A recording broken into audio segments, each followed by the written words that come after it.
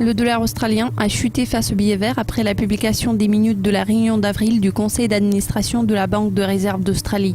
Je suis Jessica Walker et vous regardez la revue de presse de mardi. Les minutes de la RBA montrent que de nouvelles réductions du taux d'intérêt sont envisagées par la Banque centrale.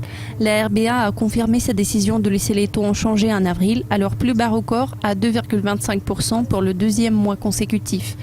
La RBA est en attente de publication de plus de données économiques, y compris celles des tendances de l'inflation, avant de recourir à plus de mesures monétaires. L'inflation de l'Australie a atteint 1,7% dans le quatrième trimestre de 2014. Les chiffres d'inflation pour le premier trimestre de 2015 sont attendus demain. Ils devraient montrer un ralentissement de 0,2% en mars, dû à la baisse des prix de l'essence, tandis que le taux annuel prévu est d'1,3%.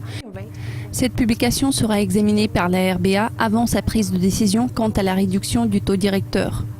Les données économiques dévoilées lors de la réunion ont suggéré que l'économie continuait de croître à un rythme inférieur à la moyenne, tandis que les dépenses et les investissements en logement ont repris. Avant la publication des minutes de la réunion de la RBA, le dollar australien s'échangeait à 77,11. Un quart d'heure plus tard, la monnaie est descendue à 76,8 et a accumulé des pertes pendant la nuit.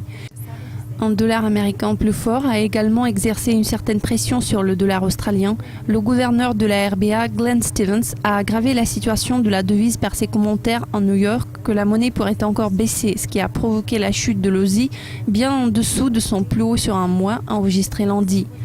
Le stratège en chef en matière de devises, Sean Callow, a déclaré: l'ambiance était un peu négative pour le dollar australien avant le discours de Stevens de la nuit dernière et son discours n'a rien fait pour l'empêcher. Le Westpac s'apprête à une nouvelle baisse des taux en mai. Les chiffres officiels de l'inflation trimestrielle en mars, qu'on apprendra le 22 avril, vont paraître 2 semaines avant la réunion de la RBA qui sera tenue au mois de mai.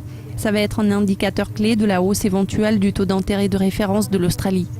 Eh bien, cela conclut la revue de presse, mais revenez tout au long de la semaine pour plus de mises à jour.